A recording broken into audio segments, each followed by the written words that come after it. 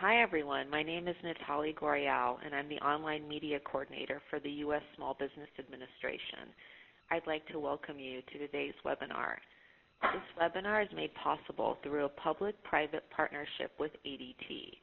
These partnerships allow the government and the private sector to come together in support of the small business community. It allows us to hold free webinars like this on a variety of business topics. In just a moment, I will turn it over to Luis Orbegoso from ADT. But before I do that, I want to say a little bit about why SBA is so excited about this partnership. We know that as small business owners and entrepreneurs, you need more of two things, time and money. Our mission at the SBA is to provide the nation's 28 million small businesses with the support they need in a world where time and money are both short. We do this through what we call the 3 C's. First, SBA provides capital to small businesses in the form of guaranteed loans to start, expand, export, or recover after a disaster. Second, we help small businesses with government contracts, which is a $100 billion market. And finally, what brings us here today is that SBA provides counseling services, often at no cost.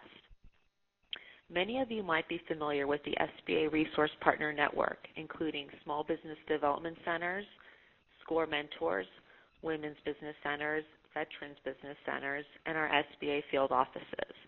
I encourage you to visit sba.gov to learn more about what services and events you can find in our Resource Partner Network. In addition to the SBA Resource Partner Network, we work with private companies to bring in expertise in high-priority areas like business security. As you know, business security is essential in keeping your employees, data, properties, and investments safe. However, knowing where to start can be challenging. That's why SBA has teamed up with ADT for today's webinar about the 5 pillars of business security. And so through this partnership with ADT, we will offer you with some security strategies to help keep your business safe. So with that, let's get started. I'd like to now turn it over to Luis. Thank you so much, Natalie. And good morning and good afternoon, depending on what part of the U.S. you're in. My name is Luis Orbegoso, and I'm the president of ADT Business. Now, here at ADT, we understand the value as well as the necessity of securing small businesses at the core. And some of you may know, ADT has been in the security business for over 140 years. And our team has helped nearly 500,000 small businesses across the U.S. and Canada secure their locations, which adds up to a lot of hands-on experience. Now, through the stories and teachings of my colleagues and through my own personal experience, I understand the specific needs of small business in a variety of vertical industries. The security needs of a pizza parlor, for example, are not the same needs at a dentist's office. And we have secured businesses of all kinds, so I will pepper some examples as we go through this presentation to make sure that I bring some real-life examples to the presentation. Now, I will tell you this, I love working with small business owners because they are such passionate people. You invest so much in your business, from the amount of time that you put in each week to the physical capital that you invest to start it up. And at ADT, we're committed to ensuring that you, as a business owner, are able to protect those investments no matter the circumstances. So today, I'm going to talk you through why security is so important to a small business and how you can go through and set up your own security program. Many of the areas that we'll cover today may seem like common sense, and a lot of them are. But it is critical to think about the big picture when securing your business. And you would be amazed at how many times we lose that visibility to things that we may think are common sense. And I'll give you some examples around that as well. Okay? So as I mentioned, small business owners invest so much in their business. Just to get a business off the ground, we know that you can be investing anywhere from a few thousand to $80,000 of your own money. And on top of time and money, you invest in your physical space, your employees, your marketing, and many other things. And we also understand that as small business owners, you really are a jack of all trades. Now, you're probably more than aware of the number of risks small businesses face. A recent study showed that in the past year, retail losses from shrink, which includes shoplifting, employee or supplier fraud, and administrative errors cost retailers more than $42 billion. And this is just retailers, by the way. It doesn't include other small business verticals as well. Now, with that in mind, additional losses from break-ins, vandalisms, or theft can make a huge negative impact on the bottom line, and it is imperative to address these things from the first day. Now, really, at its core, security gives you a sense of stability in the risky world of business. It helps standardize procedures, it helps you prepare for a huge number of possibilities, and it narrows the available risks.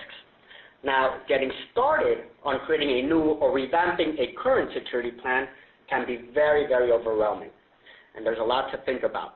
So we've made things a little bit more streamlined by organizing the 5 pillars of business security. And these 5 pillars are priority, policy, place, people, and performance. And don't worry, I'm going to go through each and every one of these in detail. Okay? Now, the good things about these 5 pillars is that they're easy to remember because they all start with a P. And they're all part of a cyclical process. Some of the things that I'll be talking about seem like common sense, as I mentioned earlier, but with how busy small business owners are, I'm sure that you'll see some things that are obvious that you didn't necessarily consider before. So let's get started.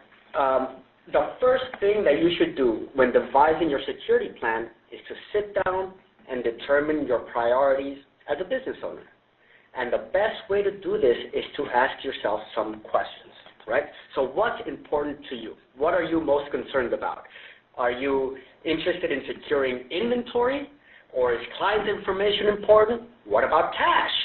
Do you have certain high-value items or regulated items like pharmaceuticals that can get you in trouble if you're not able to audit or monitor, right? Or is it data? Are you worried about employee theft? Are you worried about customers' identity theft? These are all things that you really need to think about. You should also think about the type of relationship you want to have with your employees as well as you implement these programs, because it will require some planning in terms of the message that you send to your employees. So first, think about the type of environment you want to create for you and your employees, as I mentioned earlier. You'll need to find a balance between being secure and having your employees feel like they aren't trusted or that Big Brother is looking over them, right? Too many video cameras or searches, and your employees may feel like, as I mentioned, like someone is watching them all the time. It's probably not an environment that's too conducive to collaboration, But my favorite saying is that you've got to trust, but verify.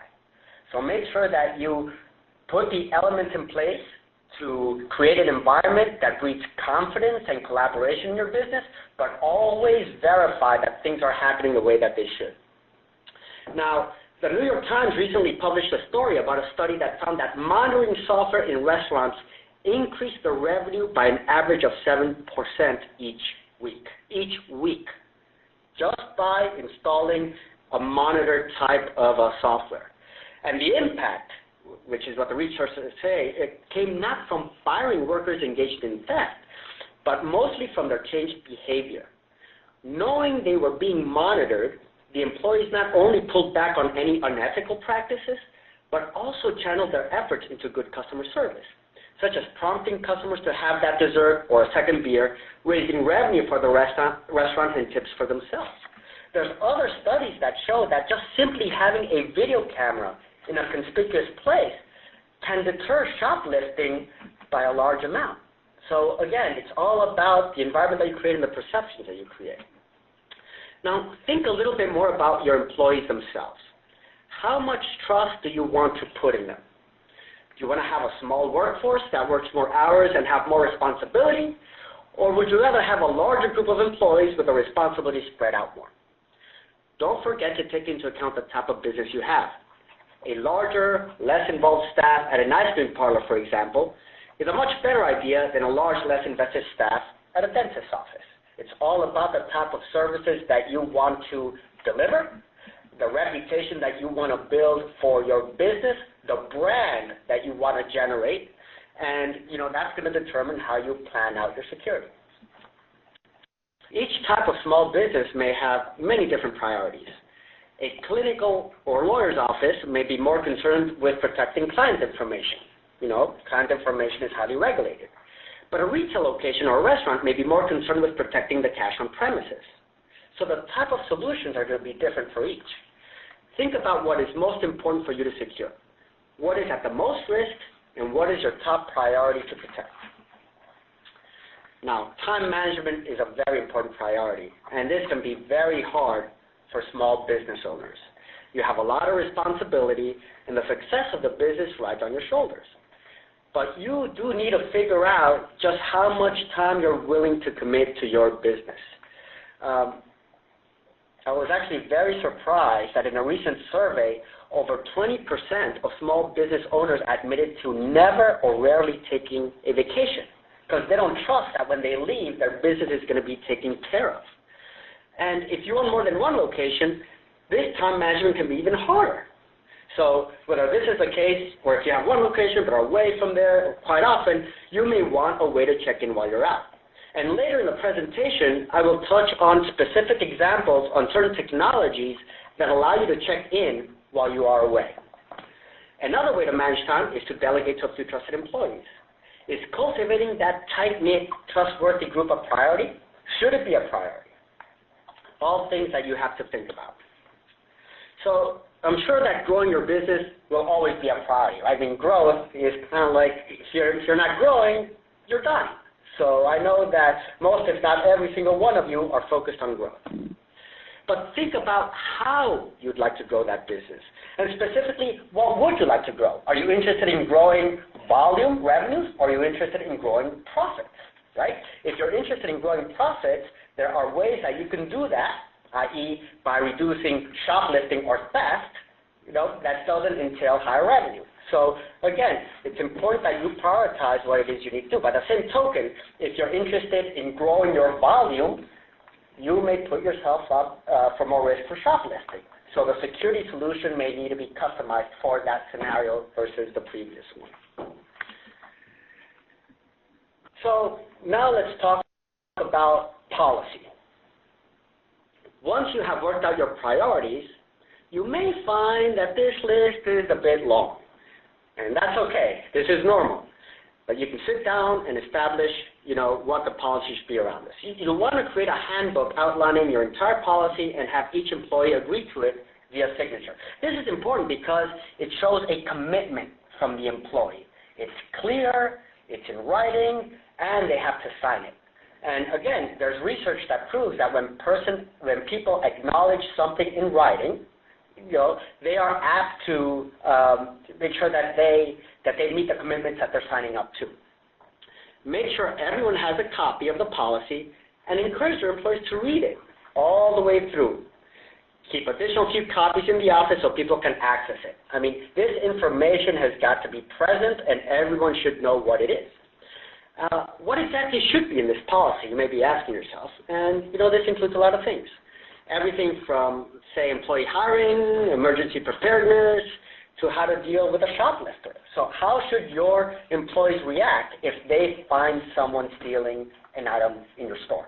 It's very important that there's a process in place so that you reduce the risk to the employee and the risk to your business, but that you also have an environment that promotes security. Now, I'm going to walk you through some examples that should be included in this policy and some of the details that you should add. Your employee hiring policy should be very clearly outlined in your handbook. Make sure that you actually call references. You can find out a lot about an employee from how their past colleagues or managers talk about them. I mean, think about it. When you're interviewing someone for a job, an hour interview is so subjective. I mean, you can't really expect to get a good appreciation for whether that employee is going to be a good, honest employee by just interviewing him or her for an hour. As I mentioned earlier, trust but verify. Trust what they're telling you, but make sure that you verify that the data is accurate. And I would place a special emphasis on relying on the opinions of people that have actually worked with these candidates that are applying to your jobs. Background checks are an absolute must. Just because these candidates have positive references and a great resume doesn't mean that there aren't warning signs in our background, and you should definitely look out for this. And while you may have to pay for these background checks, believe me, they can save you a lot of money and headaches in the future. Also, make sure that you outline the security training that a new employee must take, whether it is as simple as signing an acknowledgement form, like I mentioned earlier, around the security policy, or a full course of security training sessions. It's important that your policy also spell out how you're protecting your inventory. I mean, shrinkage, as I mentioned earlier, inventory shrinkage accounts for a large amount of the losses that small business owners face on a yearly basis. Do you take a monthly inventory of all the products in your location? Are you leveraging technology like video monitoring of your storage? You can have event-triggered alerts every time that someone accesses certain things, or an alert if someone is in a certain location of the store where they shouldn't be, right? Do you have a point-of-sale system that closely tracks exactly what is going on in your store? It's also important to make sure that you clearly outline how you deal with employee theft. Now, I'm going to throw out a statistic that may surprise you. Nearly 1/3 of all employees commit some degree of employee theft, and this is according to the Department of Justice. That's 33%, 1 in every 3. Now, in all fairness, a lot of that theft is small, things like office supplies, paper, and things like that, right? But some of that theft is very large and ongoing. I would recommend a zero-tolerance policy for employee theft, so employees understand that you are very serious. There should not be a gray line for ethical behavior in your store, especially as it relates to your livelihood. Be sure to clearly outline the consequences for theft. Also, make sure that you outline how employees can report suspicions of fellow employees. And this will require some thinking, there's 2 ways to go about it. You can have, you could create a mechanism whereby your employees can anonymously report possible theft, or you can have a reward system in place that would obviously take that anonymity out. Outline exactly who has access to sensitive information and any procedures they must take to access it. Access control of some sort. And access control is like card readers, when you swipe a card as opposed to using a key to get into a door.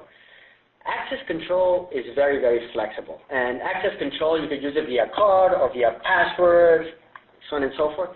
But the nice thing about access control is that now you can document, who accessed what location, or who basically, you can have a running tally of who did what. Opening and closing procedures in your store is something that should probably be referenced in your policy as well. In fact, I recommend having a checklist in a common place that's very conspicuous, like by the register or by the printer. So those who are closing or opening the store at any given time can make sure they're adhering to the procedures that you've outlined. And I also highly recommend that you have a minimum of 2 people closed at all times, especially if you have cash in your location or, valuables that can walk away, if you will. Now, speaking of cash, it's also important that you outline your cash on premises policy. Always drop large bills immediately and publicize this via sign-in either at the front by the register to discourage potential robbers. Again, just like the camera deters robber, a robber may be thinking twice if they know that you only have small bills in the cash register and that your large bills are actually in a drop box or removed from the store. To that point, I recommend utilizing a safe drop mechanism that lets you make periodic drops throughout the day. And also, make sure to outline who can handle the money once it leaves the register. Is it only managers? Can certain employees do it? What are the specific needs that people have to handle your cash? And make sure that you think this thoroughly. A device policy is also particularly important for those places that house a lot of information, like offices, for example, law offices, medical offices, and so on and so forth. Bring your own device is a policy that a lot of small businesses are adopting, but this can be risky because when people bring their own device, you don't have as much control, or any control, if you will, over many of the firewalls that they have in their phones. And another statistic that may surprise you is the fact that according to McAfee, phone hacking has actually almost caught up with PC hacking. So a lot of people don't think about securing their phones. There's research that indicates that in just a couple of years, there will be more phone hacks than there are PC hacks. And as a matter of fact, there are more phone, tablet sales, portable devices sales today than there are PCs as well. So this is a shift, and you need to be prepared for that shift. It's also important that you outline any security checks that you plan on conducting, whether it's checking employees' personal belongings as they leave each day, which, again, I wouldn't necessarily recommend all the time, or surprise drug tests. Having it all in writing and having your employees agree to it can prevent unpleasant backlashes in the future. Time of year is also important, and you'd be surprised to know that crime tends to jump up in warmer months, especially in colder cities and cities that see a lot of tourism. Now, you may want to add additional security measures, such as more frequent cash drops or more staff control. So again, it's important that you be sensitive to your environment, what's going on around you, and that you adjust your security policies accordingly. Now, as much as we don't believe it will happen to us, definitely include an emergency preparedness plan. Work with your building, your landlord, as they may already have something in place that you can build upon. And finally, workplace violence is another thing that we hope does not happen, but it often does. Outline the reporting procedure for employees who feel threatened or who have not, seen warning signs. So making sure that you train them on what to watch out for, making sure that you have regular discussions with them so that they understand how they should act, so that there's a consistent policy in place. And again, it's always important that you always think about the safety of your employees first. Now, there are many more policies that you'll need to outline, and some may be specific to your industry. Just make sure that you've thought everything through, that things are pretty clearly outlined and organized in a way that can be easily referenced. So now let's talk about place. This is the part that most people think about when they think about security, right? Securing your place of business. So first and foremost, work with an expert who focuses solely on security and understands exactly what businesses need. There is no excuse for you not at least asking for a consultation from a security company. There are many good security companies out there that will come to your premise with the necessary expertise to give you some advice. And it's free. There's no commitment associated with it. So even if you elect not to go with these companies, you lose nothing by asking for that consultation. So I strongly encourage you to do that. Now, it's important, too, that you think through what the priorities of your business are before you call this security consultant, right? Because your priorities will, in turn, determine the configuration that you will need. There is no one-size-fits-all security solution. I mean, that's the one thing that I've learned having been in this business. Every single store is different. Every single location is different. Every single industry is different. So, again, it's why it's so important to make sure that you get someone that is a security expert to help you assess, what your possible vulnerabilities may be. This chart outlines just a few things that we found that are unique to vertical industries. As an example, a restaurant would need to monitor fridge and freezer temperatures, right, to make sure that they don't poison their customers or that their food doesn't perish and cost them a lot of money. Whereas a business owner of an auto body shop could care less about having visibility to temperature. But they're very important, or they're very concerned about protecting themselves against unsafe employee behavior and false slip and fall lawsuits. So the solution sets are completely different for each, right? On one, you have integration into devices, which many companies, including ADT, do. And the other one is some type of video analytics. And again, all these technologies are available for you. Now, there are many more industries and many things particular to those environments, which is why I can't stress enough the importance of working with a professional to help you. Now that I've stressed that point many times, let's talk about some things that everyone can do to secure their place. I would start with the outside of your building, which is something that a lot of people don't talk about. I'll give an example about how we helped secure an animal hospital, a vet clinic, near Phoenix, Arizona, in an area that had seen a lot of vandalism and break-ins. What was happening is that there were people that were breaking into this vet hospital in order to steal the prescription drugs. Ketamine was something that they were particularly interested in, which appalls me why someone would be interested in a horse tranquilizer, but they had multiple repeated break-ins in this veterinary clinic because this is what these people were asking for. So one night, a man attempted to break into the office by throwing a river rock through the front window. Because the office had window sensors and outside cameras, our call center was immediately alerted and contacted the police and the business owner. So not only did the alert stop the break-in from going any further, but the police were able to apprehend the criminal, and word got around pretty quickly. So, since then, they haven't really experienced any of these types of break-ins. Now, beyond outdoor cameras and sensors, something as simple as exterior lighting can prevent a lot of break-ins. Exterior lighting should illuminate dark areas around your building and parking lots, and also make sure to use permanent fixtures that are difficult to reach or tamper with.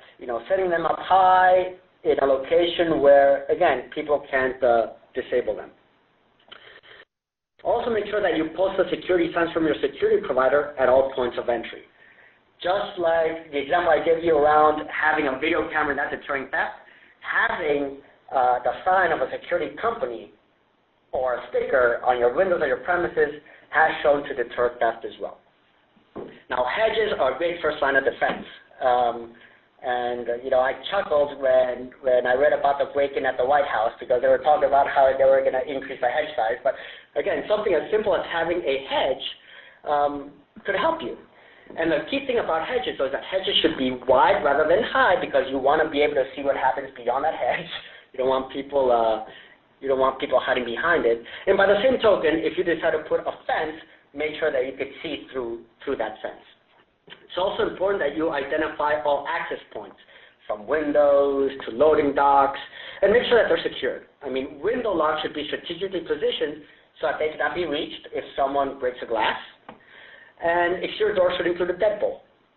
Always lock overhead and receiving doors with high-quality padlocks. I also recommend entry protection alarms to detect the breaking of windows and the openings of doors that can be armed and disarmed by your employees. So no matter what type of business you're in, you're likely to have one sort of restricted area. This could be confidential case files, this could be cash registers, medicine storage, high valuables, so on and so forth. And again, as I mentioned, there's a lot of technology out there that can help you. Event-triggered video cameras are a great way to detect when someone has access to any of these points. I also highly recommend using access cards instead of keys, and I alluded to this earlier. Access control cards at first may seem like an unnecessary expense, but they are harder to duplicate than keys. If someone leaves, you don't have to worry about changing the locks. You could just reprogram the card. And usually the initial expense is greater than keys, but the ongoing maintenance of that expense is many times less. It's also important that you light the business interior so you can see anyone in the business from the outside. This is especially important if you're open very early or very late hours. Oh, and one last thing that I'll add about access control is the fact that not only does it allow you to change the security codes of people, but you can also pick and choose who has access to what. And you can make those changes instantaneously without changing keys. And more importantly, you can also have a report of who went in where. So now, with all these technologies, if you're missing something in a certain part of your store, you could see who accessed that area of the store, and if you have video, you could have a video of that area, and all of a sudden you can bring all this information together to make sure that you are making the right decisions and holding the right people accountable. Now, beyond your own alerts, monitored security is vitally important, especially after hours. Monitored security ensures that not only will the appropriate authorities be contacted immediately, but you will as well. And you'd be surprised at the fact that there's about 7 million small businesses in the U.S., and only 50% of those have monitored security, which is pretty appalling when you think about it, because the amount of valuables that you keep in your system, this is your whole livelihood, and the support that you get from a monitored system is significant. So once you have your place secure, put your security system to work for you. Remote access and automation can make your life so much easier and possibly save you money. Now, even if you have one location, the ability to check in on your employees or make sure that a delivery was received, or even turn off small appliances from home will give you peace of mind. And again, this is technology that already exists. You know, we at ADT have had our Pulse technology for about 4 years now, and roughly about 50 to 60% of all of our sales now, of all of our new sales, are with this type of automated technology. So I alluded earlier how a lot of small business owners do not want to take vacation, cannot afford to take any time off because they don't trust what's going on in their business. I would encourage you to take a look at what technology is out there, because there's a lot of options that you have. And more importantly, too, with these options, they may sound expensive, they're pretty affordable. I mean, you can get some pretty good systems at a pretty good price. Automation can not only give you the peace of mind that I talked about, but it can actually help you save money, especially if you control your thermostat remotely or program it to lower or rise when the business is not in use. So, you know, I'll give you a specific example that talks this. We have a customer with a stand, like a standalone kiosk, in Grand Central Terminal in New York City, and this customer was getting hit with high fees for the store not opening or closing on time, despite his employee's assurance that the store was adhering to, you know, Grand Central's hours of operation. Well, the customer set up cameras and remote alerts that were triggered when the store was open and closed, and he found out that his employee was being lax in his duties. Now, because of these alerts, the owner was able to remedy the situation, and just by having these capabilities, was able to save money. As a matter of fact, I think that these savings, you know, covered a lot of his monitoring costs. So again, there's a lot of opportunities out there for you to save money and leverage services that are available to you. Now, your digital systems are part of your business environment as well. And it's very important that you take the necessary steps to protect them. This is one of the areas where, you know, I am completely floored at the fact that so many of our customers place so much emphasis on securing their physical assets. You know, they'll shut their doors, they'll have an alarm system, but they'll leave their Wi-Fi unsecured. I mean, this is crazy when you think about it, because the ability for people to hack your information is becoming easier and easier and easier. I mean, I'm sure that you all heard the stories about Home Depot, you all heard what happened with Target, and these security breaches, you know, cost businesses a lot of money. But more importantly, it also hurts your reputation. I mean, imagine if you build a reputation that you don't secure credit card information safely, or that people can hack whatever customer information you have. You know, those people would probably not show up in your store anymore. And again, this is the one area that I see small businesses being the most lax. Take the time to create strong passwords. Take the time to secure your devices. Make sure that you communicate often with your employees and give them some best practices in terms of how they should secure their devices, their passwords, and so on and so forth. Now, I know that it can be painful to have complex passwords as opposed to simple passwords, but I cannot emphasize how important it is for you to guard your data. Data today is very easily monetized. I would argue many times it's easier to monetize data than it is many other physical assets. Now, I'm sure you've heard the saying, one man's trash is another man's treasure. And there is no truer saying than that when it comes to digital information and digital security. So when you throw out an old hard drive, make absolutely sure that that hard drive is wiped clean. There's a host of information that resides on all those things. I would go as far as maybe shattering the hard drive because in many occasions you can even recover deleted information out of a hard drive. So again, keep all of those things in mind.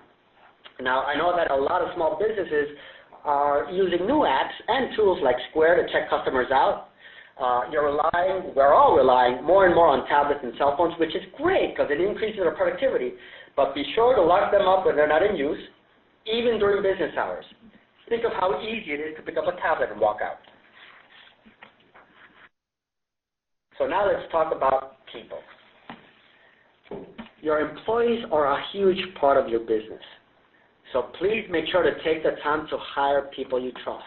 Nothing is more important, as I mentioned earlier, than taking the time to really find out the background of the people that you're interviewing, making sure that you bring people in that you trust into your business. This is your livelihood. Background checks are hugely important. I know that I've mentioned that before. I'm mentioning it again. Employee theft and fraud can affect businesses of any size. But I'm going to throw another statistic at you that may surprise you. On average, small business loss from employee theft and fraud is about $160,000. $160,000. I mean, that can make or break many, many small businesses. So think about the fact that although you are going through these extra steps to secure your information, to make sure that you invest in background checking your employees, to get as many references as possible, may seem like a tedious process, but it can save your business. Now, the key thing to remember, however, is that your employees should be your allies, not your enemies. They are your first line of defense. So making sure that you create a collaborative environment that's very clear and that you hire people that you trust is very, very, very important. It's also important to make sure that your employees feel safe, especially if your area or business has experienced security issues. Think about dark parking lots or employees opening and closing early or late hours. Involve them in the security process. Ask them for feedback, advice. Make sure that they're all involved in helping you deploy these types of policies because then they'll feel ownership for it as well. Now, beyond having employees sign the policy when they are hired, make sure that you hold training sessions to run through it quarterly, encouraging them to ask questions. Again, you don't have to take the whole day to run them through your security policies. These may just be, reminders that you do once a quarter for a couple of hours to make sure that the information is fresh in everyone's mind, especially if you've hired new employees or you've got employees that haven't been with you for a while. And the most important thing is to help them understand that the policy is not only to protect your bottom line, but to protect them from harm as well. And obviously, if you protect your bottom line, they protect their livelihood, because if the business goes under, they end up without a job as well. Now, educate your employees on the signs of theft. What should they watch out for, in terms of fraud, potential violence, or harassment? It's important that they understand the signs and the signals so that they are empowered to identify and report, their suspicions to you. Also, make sure that you're accessible and make sure that they trust you. If an employee has suspicions but doesn't feel like they can talk to you in confidence or, raise them up, then that really helps no one.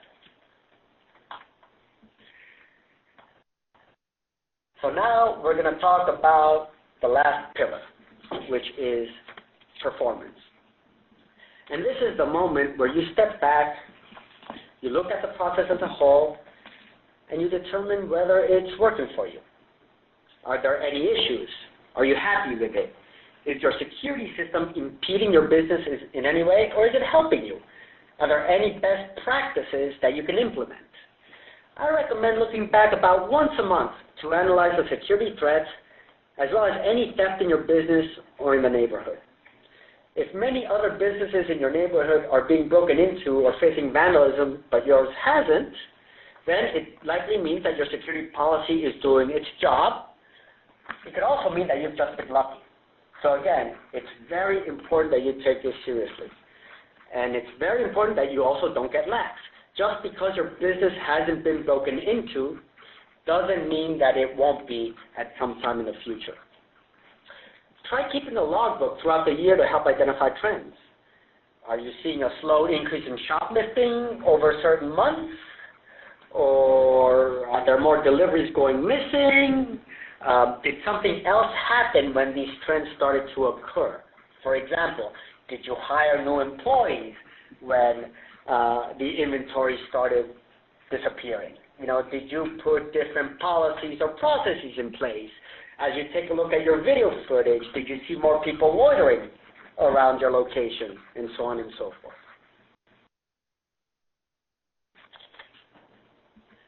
And it's also important to think of any changes to your business, whether that be growth in your business, an employee hiring freeze, a shift in your offerings, basically any other changes.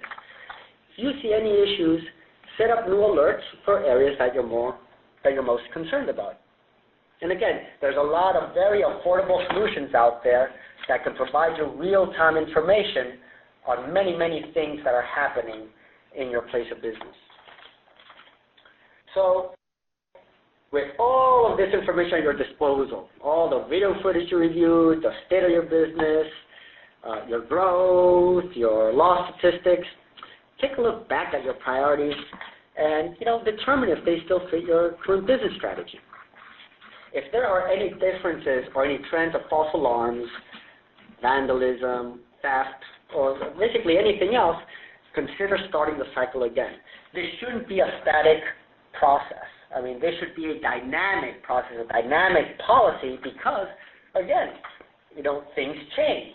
And as I mentioned earlier, if you live in an area that is frequented by tourists, in certain places, like in Florida, many towns double the size of the residents during the summer months or during the winter months.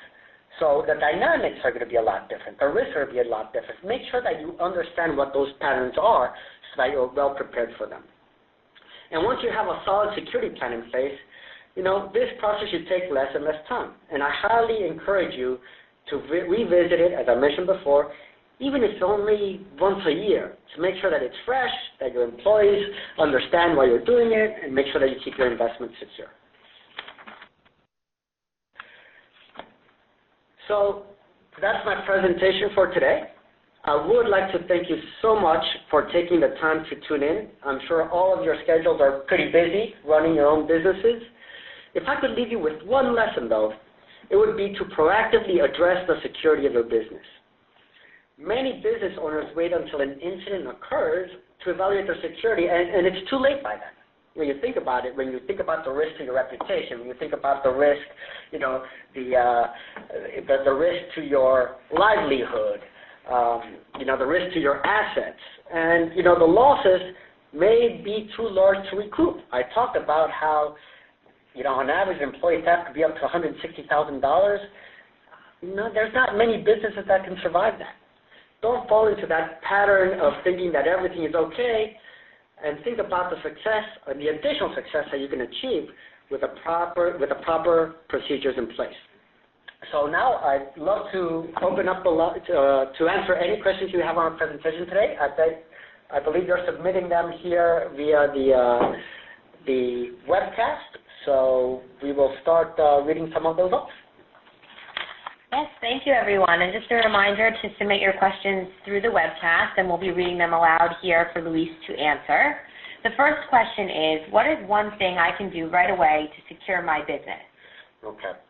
So the first thing that I would think about, and there's pretty inexpensive options out there that can help you deter break-ins by preventing thieves from reaching windows and setting them off. So I talked a little bit about spiky hedges, for example, outdoor lights.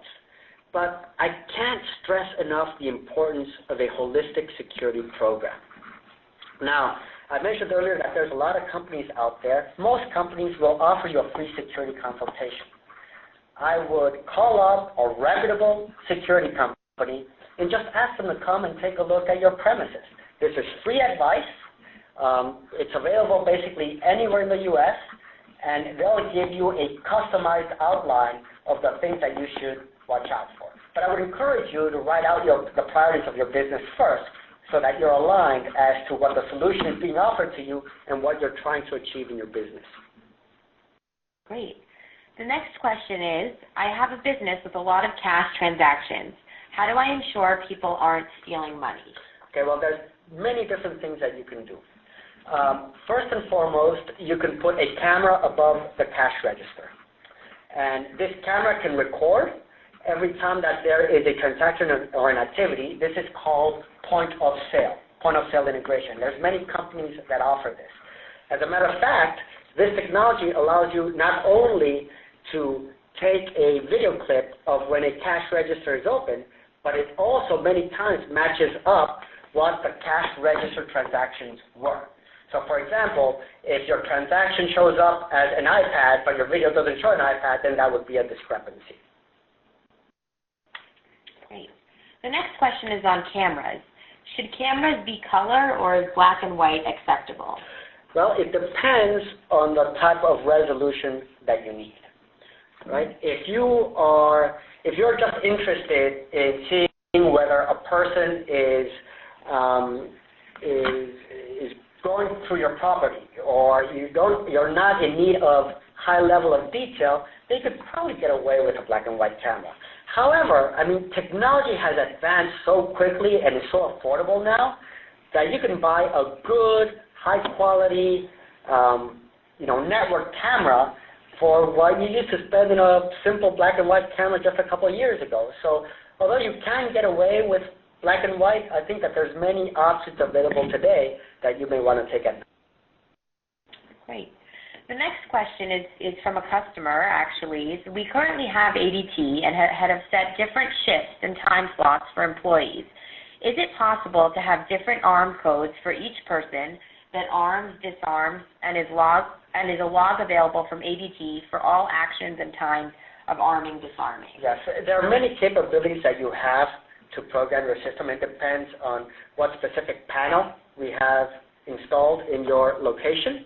However, there are many options available to you. What I would recommend that you do is that you call either your sales representative or the ADT number, and we have a substantial amount of people in 6 monitoring centers that can actually walk you through that process.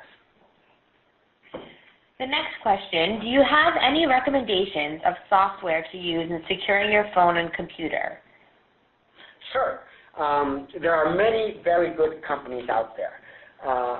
We have actually been very impressed with McAfee, and as a matter of fact, and McAfee, as you may know, is an Intel company, but they're a very, very reputable antivirus, anti-software, digital security company. And we actually just announced a partnership with McAfee at the Consumer Electronics Show last year, where we actually have offerings that merge digital and physical security. But I would definitely make sure that you have some type of antivirus software. Again, McAfee's a great company. Other companies like Norton, I mean, there's a lot of really, really good companies out there. And they're not that expensive.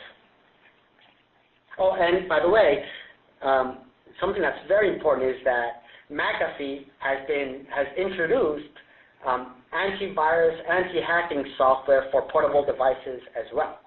So now you have the ability not only to secure your PC, but to secure your phones, your digital phones, your tablets, your phablets, all within one ecosystem. Great. Well, the next question is, what is the best way to secure patient information in a home-based healthcare agency? A couple of things, right? First and foremost, if this patient information is in an area that is easily accessible, first thing I would do is, if at all possible, I would secure that location, something as simple as a lock. The other thing to consider is some type of access control. Again, I mentioned that access control is very affordable nowadays. You could put a very simple access control system that allows you to monitor who went in where. I would also couple that with a video camera. So there are many different options, from like the most robust would be access control, video camera, motion detectors, and sensors on file cabinets, for example. But that may be overkill. You may only need one of those components, and you could probably do that for a very affordable cost. Does ADT have a camera system that can record and transfer video to email or cell phones? Yes, as a matter of fact, this is standard in our systems. Whenever an event happens or is triggered, you could set up your ADT system to send you the clip directly to whatever you want. You can configure to send you a text message. So, for example, I've seen many business owners program their system to alert them when the store was opened, if someone closed the store early, and to take a video if a certain door is open while another action happens or during a certain time of day, so on and so forth. So these are things that are very, very easy to program. You can program almost anything. Like if the front door is open and the back door is open and it's after 6, send me a clip. So you can customize these things to your heart's content. Is there a template for businesses to take an inventory of their business equipment? Sure. So I would use some of the best practices I've outlined today as a guide and also search online for good guidelines. I mean, there are many different processes. The simplest one would be to take an inventory, do an inventory check on a periodic basis, right? But there are other methodologies that you can use as well.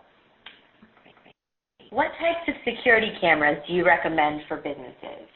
Again, it depends on the business you have. Right? So some businesses, for example, are just concerned about making sure that they just want to detect whether a person or an animal is crossing a certain threshold or a certain part of their premises.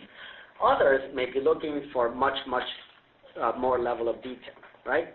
So it's all about what priorities you have. If your priority is to protect equipment against vandalism, then I would recommend a higher resolution camera. And the way that you evaluate cameras is by its resolution.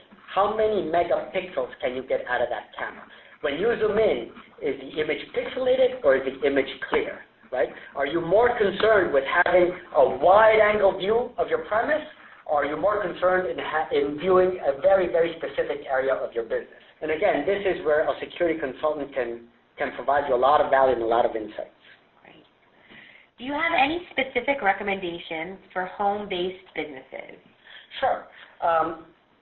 If you have a home-based business, you actually have a lot of flexibility today because there's a lot of similarities between the automation that you use for securing your home to securing your business as well. There's a lot of synergies between home security and home-based business security.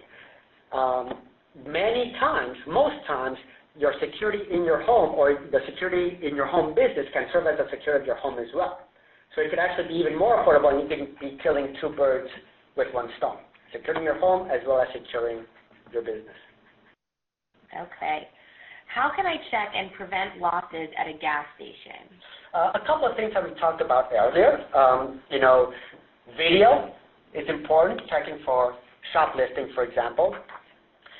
Something as simple as a bell on the door alerting if someone walks in. Making sure that your gas station is stored by multiple people at a time. In particular for gas stations are interesting because gas stations are an intersection of two of the verticals that I talked about. Right? One is retail because there's almost always a retail element in a gas station. The fact that gas stations many times have a mini store in there, right? But there's also the hazard issue, protecting against slip and falls and liabilities. So for gas stations, I usually recommend a heavy video component, both outside and inside, as well as some type of motion detecting and video monitoring. How should you write an access control policy into a third-party provider service level agreement? Okay. Well, a couple of things. It is very important that this is your livelihood. So if you're dealing with third parties, and these third parties are going to have access to your location or your store, it's very important that you lay out the policy with these third-party providers just like you would with your own employees. So many times what I've seen, which is a big mistake, is many small business owners that work with suppliers will not hold the suppliers as accountable as they hold their own teams accountable for security. Make sure that you ask what the security policies are for your suppliers and make sure that they are aligned with the security policies and priorities that you set for your business. Can you talk about opening procedures and what I can do to signal that it is safe for other employees to come in? Okay.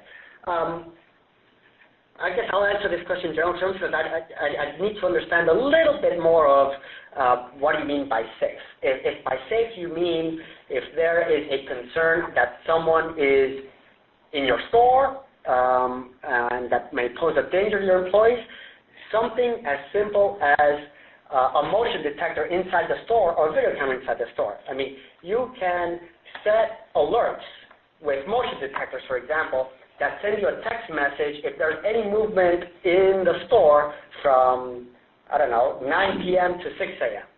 So therefore, before your employee opens the store, if they see that there's been an alert or there's been movement throughout the night, then this may be a trigger to have them now access video or just be a lot more cautious about how they, whether they open that store or not. And we have time for just one more question. So the last question is, do you recommend more than one camera on critical areas like cash registers? Yeah.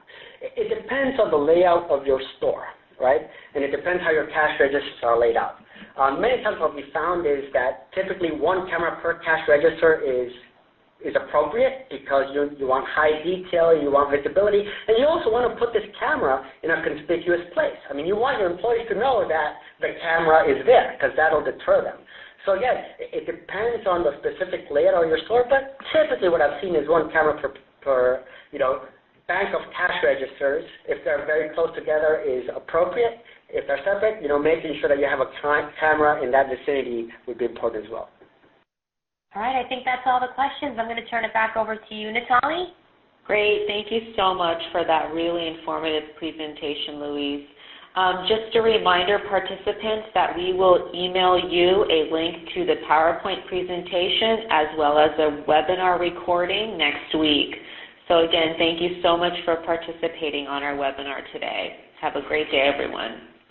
Thank you.